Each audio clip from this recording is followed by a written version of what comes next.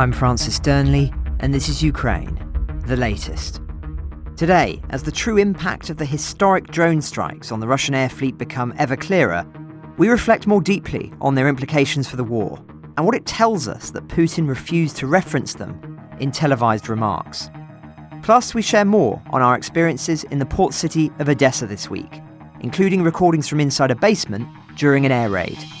Bravery takes you through the most unimaginable hardships to finally reward you with victory.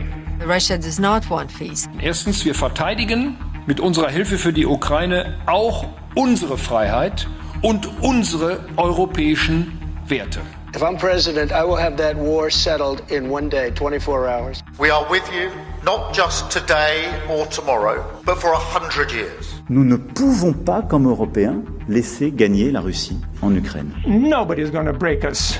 We're strong. We're Ukrainians. It's Thursday, the 5th of June, 3 years and 102 days since the full-scale invasion began. And today, I'm joined by our Associate Editor of Defence, Dominic Nicholls, who starts, as ever, with the military updates.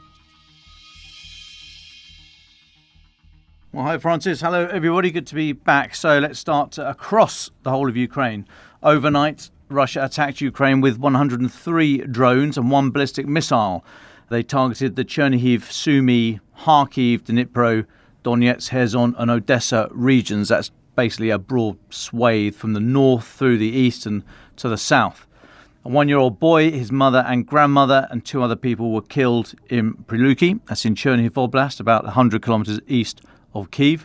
The Chernihiv Oblast regional governor said at least 6 Iranian-designed Shahed 136 drones were used in the attack. Now, we don't know if they were the Iranian Shaheds or the Russian-derived Gerans that they're building basically to the blueprint of the Shaheds. Speaking on Twitter, President Zelensky said that the baby killed was the grandson of an emergency worker who responded to the attack. He said this is already the 632nd child lost since the full-scale war began. Russia constantly tries to buy time to continue its killings. The baby's mother was a police officer. Ukraine's national police said on Telegram, "Today our hearts are scorched by pain. This is not just a loss, it is 3 generations of life uprooted." Then this morning, Moscow's forces dropped 4 glide bombs on the historic regional administration building in the centre of the southern city of Kherson, along with attacks including drones and artillery, according to local authorities. Footage showed a quick-fire succession of targeted strikes followed by a number of large explosions, which also damaged 5 apartment buildings and an educational facility. Injuries were reported there. In total, across the country, we're told 8 killed, nearly 50 injured. Now, those attacks came just hours after Donald Trump spoke by phone with Vladimir Putin, saying afterwards that Putin had said he would, quote, have to respond to Sunday's drone attacks that seriously degraded Russia's long-range bomber fleet. There'll be more detail on those strikes from me and more detail on Trump's comments from Francis shortly. I will just say, though, that I don't like much of the reporting around these kind of comments, Trump's comments that you'll see online. Did he challenge Putin, that Putin has to respond? I think we know the answer to that. But why are these kind of comments from Putin being characterised as we're now waiting for Putin's revenge or his response? I mean, this is what they would do anyway. The strikes aren't in revenge for anything. It's just what Russia's only capabilities allow them to do. Anyway, trying to set the narrative that there is a moral equivalence here and also to divert public attention away from Ukraine's staggering success at the weekend, the Kremlin said this morning that Russia will respond to Ukraine's attacks as and when its military sees fit. Dmitry Peskov, the Kremlin spokesperson, accused Kyiv of blowing up rail bridges in its border regions in the last few days, which he said killed 7 people. Didn't provide any evidence whatsoever, of course, but when has that ever stopped them from wheeling out the terrorism word? And then in a classic case of reflection, i.e. accuse the other side of doing what you are doing yourself so that any response by them makes gullible and disinterested listeners around the world just throw their hands up in the air and go, oh God, they're all as bad as each other, which is what Moscow wants. Peskov said the president described the Kyiv regime as a terrorist regime because it was the regime's leadership that consciously gave the order, the command, the order to blow up a passenger train. This is nothing other than terrorism at the state level. You would know, Dmitry. Now, earlier today, Ukrainian forces launched a missile strike near the city of Klinsky in Russia's Bryansk Oblast, just north of Ukraine, targeting a concentration of Russian missile troops. This comes from Ukraine's general staff. The strike reportedly destroyed one Iskander missile launcher and seriously damaged 2 others from Russia's 26th Missile Brigade. And commenting on it, Yaroslav Trofimov, who's the chief foreign affairs writer at the Wall Street Journal, says that this is the first successful Ukrainian strike on an Iskander launcher since the war began. I've been trying to rack my brains and do some searching. I can't find any reason to dispute that, but if you know otherwise, please let us know. But continues Ukraine's policy at the moment, strategy, if you like, of going for the Archer, not the arrows. It's difficult to shoot these things down when they're in the air, so go for the bombers and the launchers when they're on the ground. Now, I'll promise you some more BDA, battle damage assessment, from Sunday's Operation Spider's Web. Continues to be released both officially and through OSINT, through open source intelligence commentators. Ukraine's security service, the SBU, published new footage yesterday showing drones attacking Russian planes at various air bases. The new footage shows FPV drones hitting the A-50 airborne early warning aircraft that we've spoken of before. I think that was the most significant bit out of this strike. And also hitting the Tu-22s. These are the Tupolev bombers, the Tu-22, 95 and 160s, as well as an AN-12 transport aircraft and one of those big Ilyushin, the IL-78 refueling tankers. On the figures, a lot of figures being bandied around, some dispute. Reuters reporting today that 2 US officials spoke to them under anonymity and said that Ukraine had hit as many as 20 Russian military aircraft, destroying around 10. The SBU are sticking with a number of 41 aircraft. Well, they're not saying destroyed, but they're saying hit. And a senior NATO official told Ukrainian news outlet Suspilna that 40 Russian aircraft have been damaged, with 10 to 13 destroyed. I think that 10 to 13 is included in the sort of 40 or 41 figure. Now, it's still unclear. We'll probably never get the real figure from Russia, and I would suggest damaged is possibly just as good as destroyed, given the age of these aircraft, the lack of spares, the serviceability, the need for Russia to keep some of these bombers totally separate as part of their nuclear response, so they're not going to put them up for conventional use. However, just for completeness, I will give you the quote from Sergei Rybkov, who's Russia's deputy foreign minister. He oversees arms control diplomacy. He said the equipment in question, as was also stated by representatives of the Ministry of Defence, was not destroyed but damaged. It will be restored. Good luck with that, Sergei.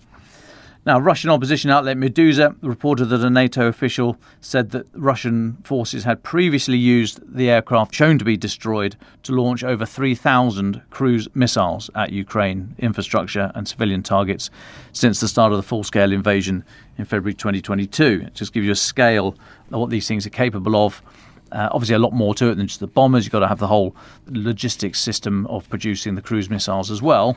But it shows you what this strike may have achieved.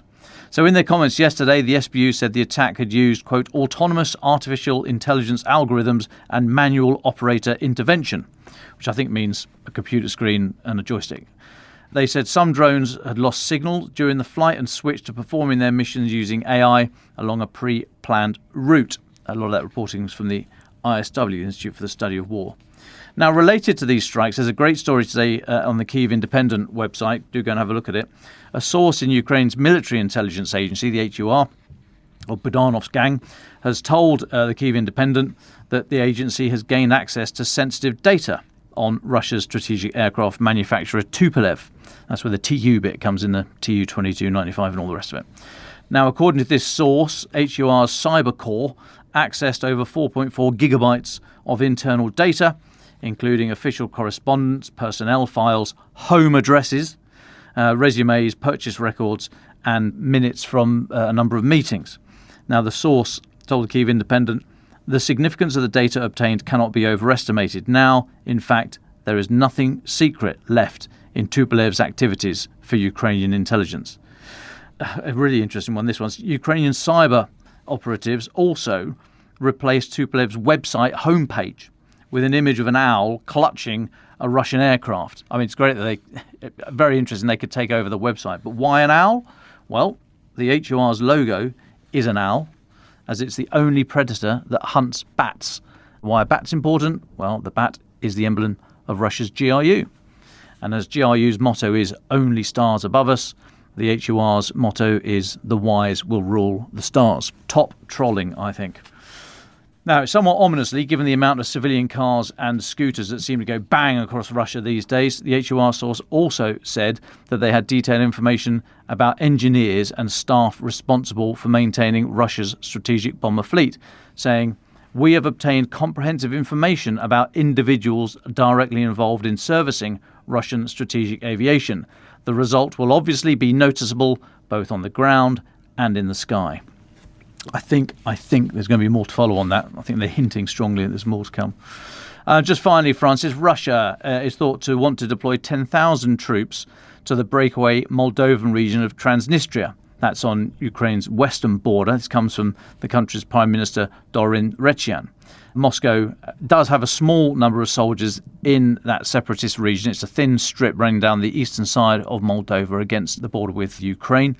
However, it is locked between the countries, so Russia can only rule them on. It's a bit of a quirky thing. They've got 500 quote-unquote peacekeeping troops there, which they are able to rotate in and out. But they've got, it's thought, at least the same number, if not more, actual Russian troops stationed in Transnistria. And those troops, they can get out. Moldova will allow them to leave, but they cannot be replaced. So it's only those 500, thought to be locals of Transnistria anyway, that can rotate in and out. Anyway, Dorin Retian, as I say, Moldova's Prime Minister, told the Financial Times that Moscow is aiming to install a pro-Kremlin government there to facilitate this movement of additional 10,000 troops. I'm not sure how it would actually work. He said this is a huge effort to undermine Moldovan democracy. They want to consolidate their military presence in the Transnistrian region. You can imagine with 10,000 troops what the leverage and pressure would be on the southwestern part of Ukraine, but also close to Romania, which is a NATO member state. So, of course, you can't get to Transnistria without going through Ukraine or Moldova. So I don't actually know how, as much as Russia would want to deploy an extra 10,000 troops, I just don't know how it would happen without actually declaring war effectively on Moldova. Anyway, that's speculation, more of which we can do in a minute. That's us up to date, Francis.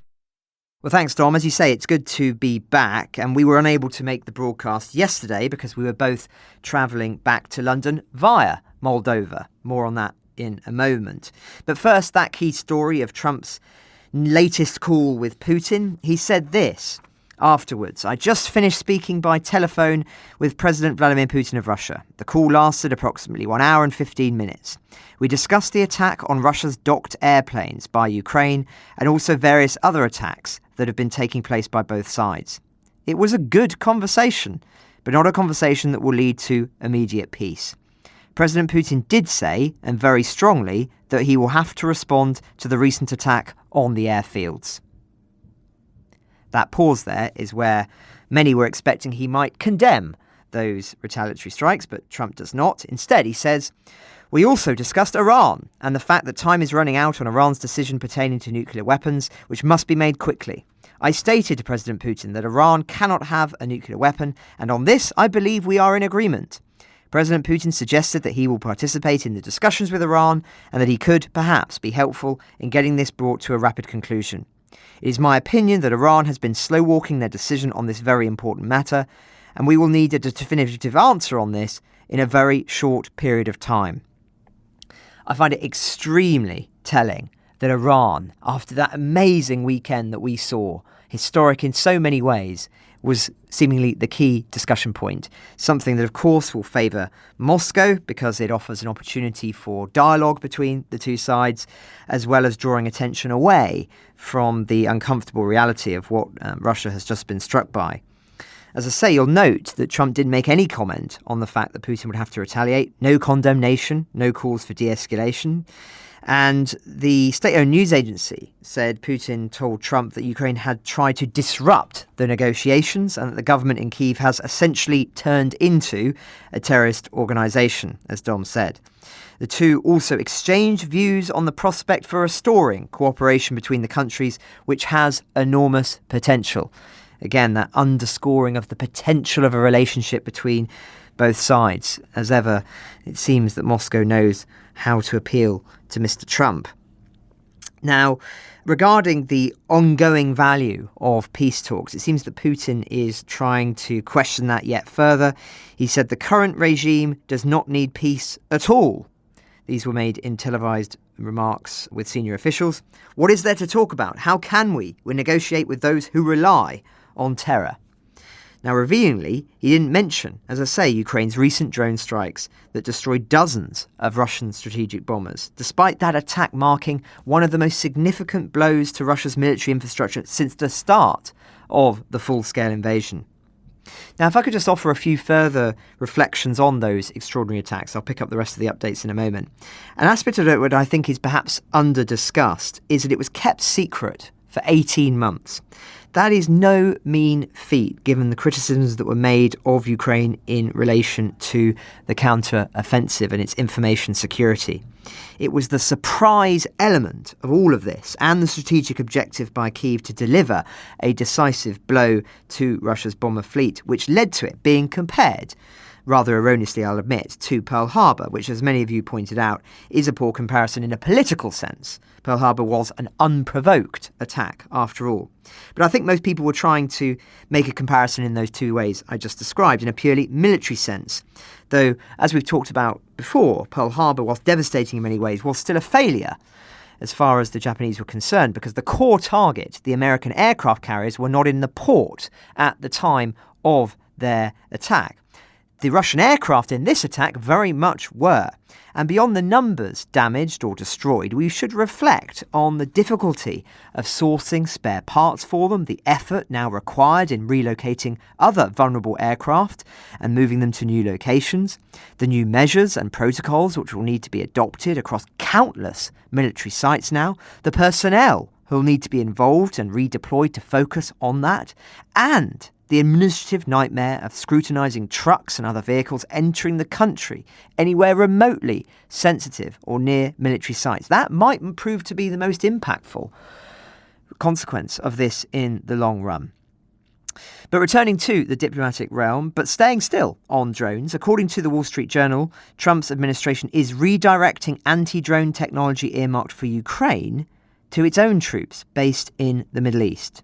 The Pentagon notified Congress in a previously undisclosed message that the redirection of the fuses used in advanced precision kill weapon systems was identified by Defense Secretary Pete Hegseth as an urgent issue.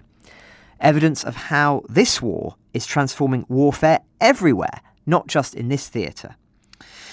Now, despite saying only recently that his patience was wearing thin with Putin, though there was no sign of that in the call yesterday, Trump had asked the Senate to delay voting on a bipartisan Russia sanctions bill, and that seemingly is still the case. This is the one introduced by Senators Lindsey Graham and Richard Blumenthal, seeking to impose a 500% tariff on imports from countries that continue purchasing Russian oil and raw materials. They claim to have the numbers for that to pass, but it seems the administration is putting pressure so that the bill does not enter the Senate in the sense of having a vote on it, seemingly because they don't want to put too much intense pressure on Moscow yet because of the ongoing peace talks. The rather bizarre logic of that, of course, we've discussed many times. Interestingly, Zelensky claimed yesterday that Ukrainian operations inside Russia had helped change the narrative in the United States. That talk about Russia still winning the war and that Ukraine has no cards. Those remarks of J.D. Vance, of course. Now, it'll be interesting to hear your reflections, listeners listening to this in the United States, as to whether there has been a tone shift as a consequence of what has taken place, or whether really this kind of story hasn't got the cut through, perhaps in the way that it has here in Europe. It's too early to say, I think, as far as senior officials are concerned, whether this has had a major impact on their perceptions, but certainly it's led to lots of members of the public reassessing their assumptions on social media. There was one brilliant meme which had President Zelensky saying, I do have cards, I am playing cards, I'm playing bridge. Of course, after that strike on the Kerch Bridge yesterday.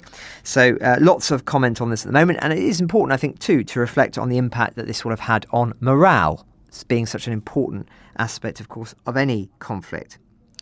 So those are the major updates. But for the rest of the episode, we thought we should share with you a few more details about what we've been up to this past week, trailing what you'll be hearing over the coming days and weeks in terms of stories and interviews, similar to what we did after our time in Kharkiv. Like then, a Telegraph documentary maker, Jack Leather, was with us. So there'll also be video dispatches as well. And I know many of you really appreciated those last time. So where to start? Well, this time we were in Chisinau, the capital city of Moldova, to Ukraine's southwestern flank, and then onwards into the Odessa region in southern Ukraine. It was an important time to be in Moldova, as Dom was just referencing there, given the stories of increased tensions playing out in the country. More on that in a second, but Moldova to Odessa is a well-known route into Ukraine by road and certainly makes for a better night's sleep without being woken up in the middle of the night either by Jack snoring or by border guards on the night train to Kyiv. But it is still an undertaking, and those of you who are subscribed to our free newsletter, notes in the show notes about that if you're not, will have read last week, before the war, visiting most major Ukrainian cities meant little more than a short plane journey. Visiting Kyiv meant, for instance, a 2.5-hour flight from a city like Amsterdam, 5 times shorter than the journey now. Kharkiv in the east is reached by a 5-hour train journey from Kyiv, which means to get there now takes 17 hours from Warsaw and over 20 hours from London. It was once accessible via commercial flights in Central Europe in under 3 hours. In that sense, war has given Ukraine back its extraordinary physical scale. It is Europe's largest country, after all, by landmass. But that's a fact never fully registered until roads are lengthened and the skies closed as a consequence of war. The converse of that, of course, is that the war has, in some symbolic way, pulled Ukraine out of the modern world, back to a time before budget airlines and borderless travel. That has implications of how it is perceived, but also how it perceives itself. And as I say, if you're interested in that subject, do check out the newsletter that we publish once a week, which is an expansion to the subjects we don't really have time to cover in full detail on the pod. So anyway, we flew from London to Chisinau, Moldova, stayed the night there in order to do some reporting on that country that you'll know is one of Europe's grey zone areas. Neither a member of the European Union nor NATO, and so considered a political battleground between East and West. And the journalist gods were kind to us because while we were interviewing a member of the governing party at the Moldovan parliament, a protest suddenly began outside, orchestrated by one of the pro-Russian parties in the country. So we immediately dashed out to interview them, and you'll really enjoy, I think, the encounter that we had with them. I also spoke to one of the major watchdog organisations in the country, learning that they're listeners to this podcast, which was lovely to hear, including our version translated into Russian. Russian, of course, still being widely spoken in parts of Moldova and Ukraine, and to look more deeply into threats, internal and external, in the country. And I'm really pleased with the dispatch we've been able to put together on that, which, again, as I say, you'll hear at some point over the coming weeks. But Dom, do you have any further reflections on Moldova or more broadly on the journey into Odessa before we pick up on some other things that took place? One note on Moldova. So while you were off chatting to the Watchdog Foundation, I was amusing myself with some Western officials, shall we say. I took the opportunity to tap up some of the government officials from a number of countries just to try and take the temperature. I'd never been to Moldova before, so I wanted to learn as much as I could and see how it all relates in what little time we had. And I'm not going to profess to be any bloody expert now. Of course I can't. But I was very struck with the idea how the West and Britain, I suppose, is sort of getting over ourselves a little bit. There's still a heavy dose of sort of British exceptionalism from officialdom and from military folk. However, It may come as no surprise to you to learn that Estonia is now considered one of the global leaders in information security, cyber security, having put up with so many cyber attacks on a national level from Russia over the years. So they're now seen, and have been for a number of years, seen as the sort of exemplars of best practice when it comes to cyber security. It will probably also not come as a surprise to you to know that Ukraine, perhaps grudgingly, a number of countries are now looking at Ukraine and saying, oh, maybe we could learn from them. Maybe they can teach us a little bit about modern combat, modern conventional war in the 21st century, drones, etc. Perhaps we could learn from Ukraine as much as they could learn from us. And the individuals I was speaking to were saying that Moldova is probably the next penny to drop, if you like. So in terms of grey zone warfare or hybrid warfare, state attacks below the threshold of conventional war. So we're talking about propaganda, election interference, just low-level thuggery and trying to extend the influence of a state over another without out-and-out national armed violence. So Moldova's been putting up with that for years. It's very interesting to see how, or to listen to some of the comments about how it's organised. And it's becoming accepted. The think tanks are starting to take an interest and write the papers. The various ministries of defence across Western Europe are starting to look at a little old Moldova and thinking, oh, maybe we could learn something off these guys. So I think that might be once we've got over our British exceptionalism, and we actually think, oh, maybe it's worth talking to them after all. So I think that should be some interesting studies, interesting papers, interesting conference speakers. I think from Moldova can tell us a thing or two about grey zone warfare. In Ukraine, then I was really interested on a couple of areas really. So I was very keen to look at and learn more about how civil society is being integrated into the national effort. And I don't just mean the kind of keep calm and carry on, stiff upper lip type thing. This is beyond normal life carrying on and keeping the economy going and industry and what have you. I went to visit a team of software and hardware developers, mainly software. And one of the things they've done, they've developed an app for only certain individuals in civil society who are trained to report or identify. They are then able to report specific weapons that they see, the types of missiles that they can see in the air, or the type of drone that they can see or hear. This is helping the military and other governmental authorities to build the picture, so they have a better idea of when to set off the air raid alert. So this is not just civil society enduring and being informed. This is them taking a real part of the national effort. But also, of course, normal life, quote unquote, in lots of inverted commas and all the rest of it, was carrying on, but policed by a fairly stringent curfew. The streets were emptying. The curfew's at midnight till 5 in Odessa. You'd struggle to be accepted into a restaurant after about 9:15 in the evening because they wanted to get everything closed and done for about 10 so that all the restaurant staff can go home, this side of curfew. So that is rigidly enforced. Having said that, up to about that kind of time, bars and restaurants were open. The Odessa Philharmonic Orchestra still plays in the concert hall. We interviewed the conductor and orchestra director, Hobart Earl. Great interview. You'll see and hear from Francis. Lovely guy. The beaches were open. The beaches had been closed at the start of the full-scale invasion. They had been mined, actually, fearing a Russian amphibious assault. But various people we spoke to from Ukraine's military said that that's now...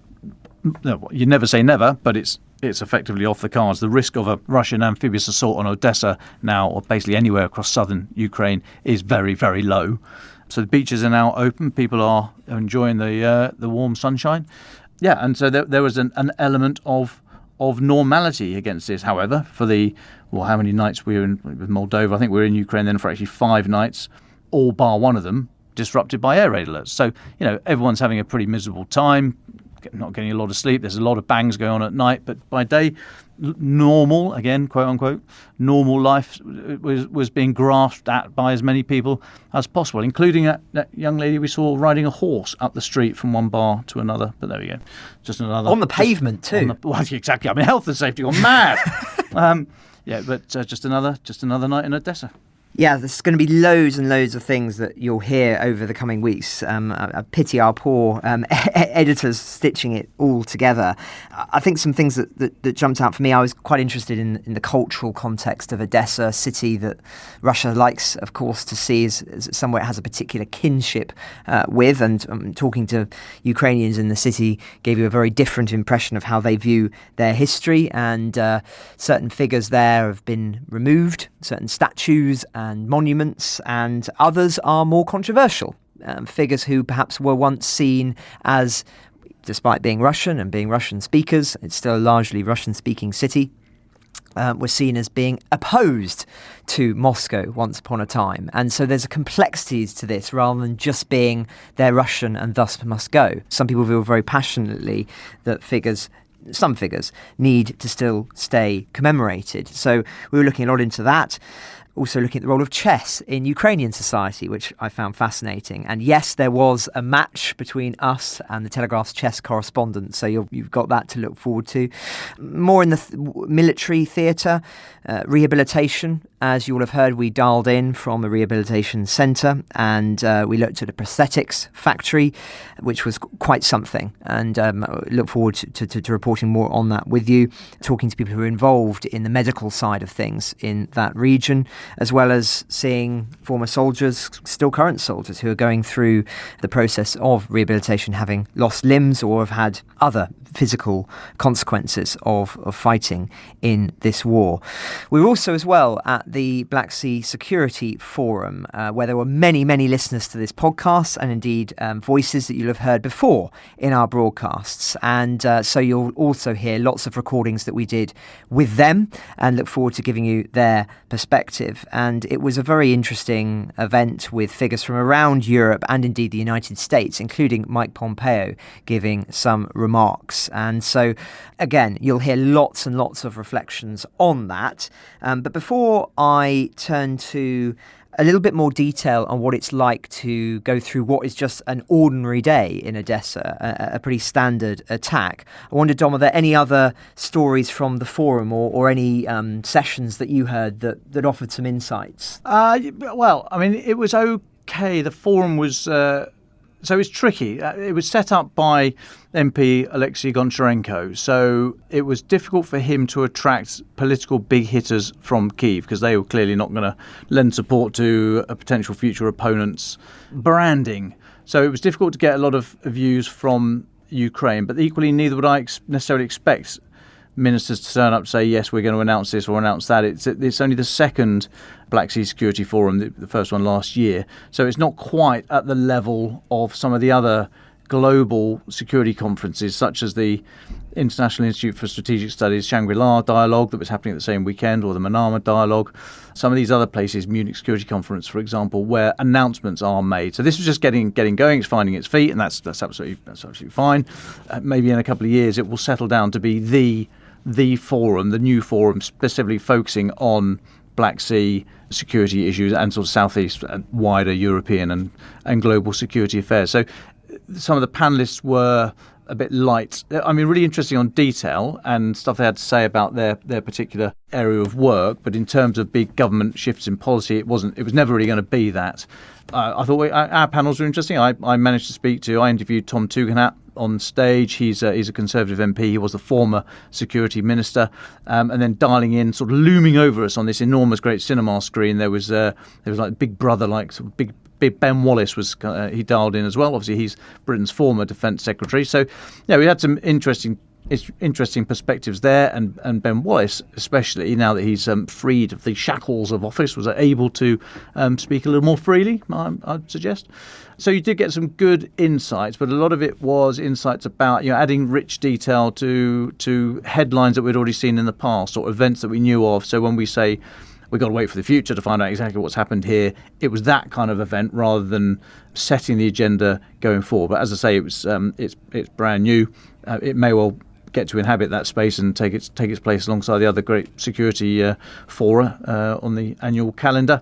And I think you can find all the sessions online. Black Sea Security Forum, you'll be able to dig into it there. We'll have a look around. Haven't actually although I'm a massive narcissist and can't get my head out of this room, I haven't actually looked yet to see if we're up there. Me neither. I presume we are.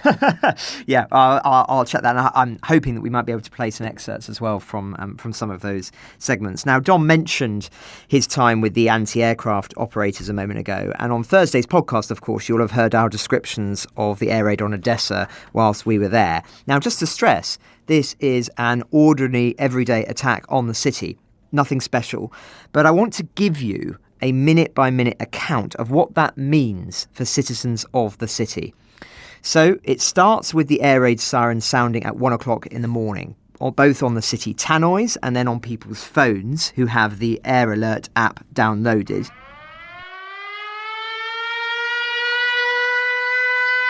Attention, air raid alert. Proceed to the nearest shelter. Then the first thing many people do is open the Telegram app on their phones, where they are a member of a community for a particular region of the country. In that channel, individuals who are monitoring the skies give frequent updates of the situation, with locals able to comment on those posts. As the raid was happening and we went down deep into the basement of our hotel, I screenshotted the posts in that Telegram channel.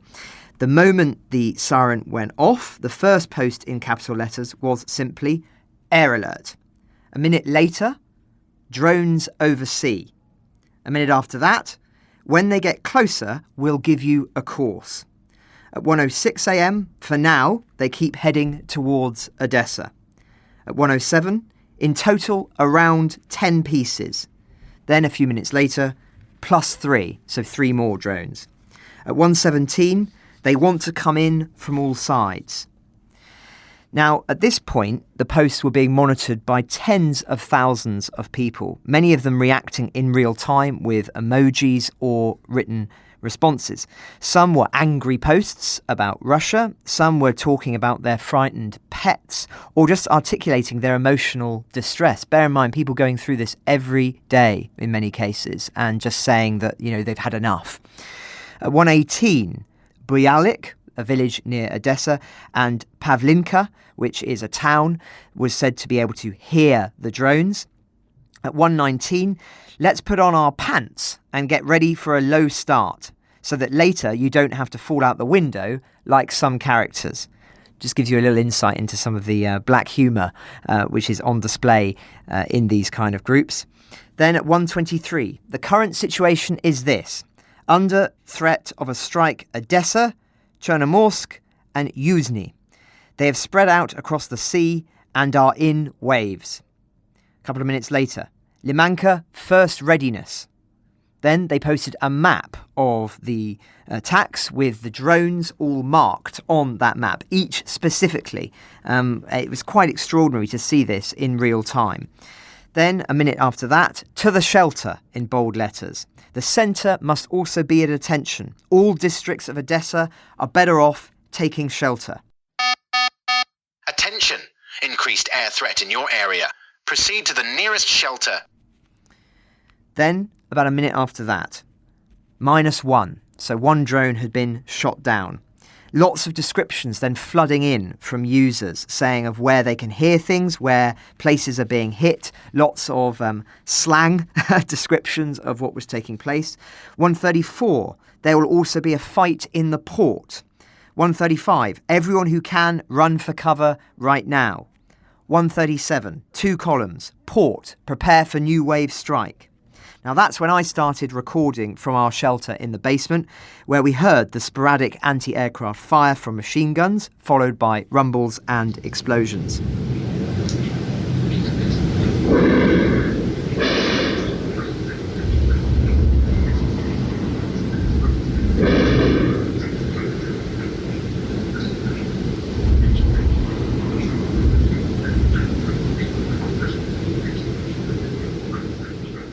That went on for about 10 minutes or so. Then came this next post, 1:44. There are a few left in the air. We have to endure. 1:45. 5 remain. 5 drones, that is. 1:47. The port is experiencing terrible. 1:48. 3 left. 1:49. Centre. Run away. 1:50. The last one is at sea. We are waiting for it. We are waiting for the moron. 151. I hope everyone is safe, our dear ones. Then, a few minutes later, after quiet, cleared the air of anxiety. That's when the final alert kicked in on our phones, which, yes, is Mark Hamill, i.e. Luke Skywalker. Attention. The air alert is over. May the force be with you. That attack injured 5 and hospitalised 1. We saw the damage to a residential building the next day, as you heard live on the podcast. The following morning, residents posted images of the damage on that channel, including of the site that we travelled to. Again, this was small in the grand scheme of things, and any of you who've been to Ukraine will be very familiar with those alerts. But I relay it here just to give you a sense of what Ukrainians have to endure every day. Just because it's become ordinary doesn't mean it shouldn't be seen as extraordinary. But Dom, any final reflections, or shall we jump into our final thoughts? They've got Luke Skywalker, Luke Blooming Skywalker himself, to re-record these air raid alerts so that people download the app, because it's really interesting to hear Luke Skywalker telling you to go to the basement, and you get idiots on podcasts telling anyone that would listen about Luke Skywalker doing air raid alerts. I think it's some of the best branding, best marketing I think I've ever seen for any product at all. So consequently, loads more people started downloading the app. So I thought it was just a really good way of getting civil society involved and hopefully safer. Let's go to our final thoughts then. Just a quick one from me to start off. I just wanted to say thank you so much to the team here at The Telegraph who held fort whilst we were away, particularly Adley, of course. It's not easy putting this together. It's an extraordinary amount of work, and Dom and I tend to be very hands-on, and that just wasn't possible, of course, when travelling on the road. So a special thanks to her, and of course to Roland Oliphant, to Venetia Rainey, to James Rothwell, to Joe Barnes, all for keeping the show on the road in every sense and giving you the updates and analysis that we provide. So I want to say thank you to them. Of course, also to James Kilner and Hamish de Bretton Gordon as well, who were also involved in that, and David Blair too. So just a word of thanks to them, and of course to all of you who sent messages to us wishing us well on our journey once we revealed that we were in Ukraine, and for just generally your supportive messages throughout that time. It's very much appreciated. But Dom, where do you want to leave listeners? Yeah, thanks, Francis. And I would also like to say mercy to Adley. Yeah, she did a great job while we were away. So bonnie de douche to Adley. My final thought, not connected to our time away. I'm just aware, I've been tracking this petition that's going through the British Parliament at the moment, a petition to transfer the retiring Warrior infantry fighting vehicles to Ukraine. So Warrior has been the stalwart British infantry fighting vehicle for 30 odd years. There's just over 600 in service, going out of service, and they're all going to be disposed of. Now, totally scrapped, the whole fleet scrapped by 2030. The petition that's being raised says that the government should offer to transfer them to Ukraine.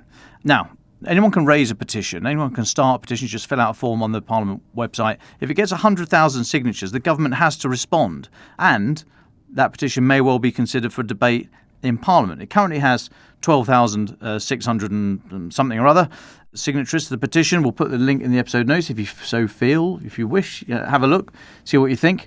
But it's an interesting example of people trying to actually influence government policy. But yeah, we'll put the links in the episode notes to that.